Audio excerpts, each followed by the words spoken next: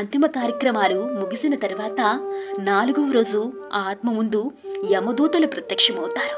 వాళ్ళు ఎర్రని కళ్లతో అతి భయంకరమైన నల్లటి శరీరంతో కనిపిస్తూ ఆత్మను ఒక గాలం లాంటిది వేసి బలవంతంగా ఈడ్చుకుంటూ యమలోకానికి తీసుకువెళ్లడానికి ప్రయత్నిస్తారు.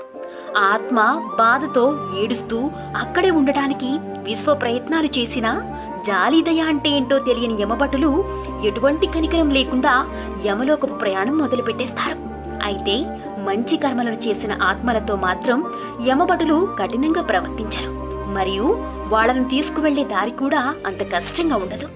కానీ పాపాలను ఎక్కువగా చేసిన ఆత్మలకు మాత్రం 4వ రోజు నుండి 10వ రోజు వరకు రోజుకి 27 యోజనాలు అతి భయంకరమైన దారిలో నడవవలసి ఉంటుంది.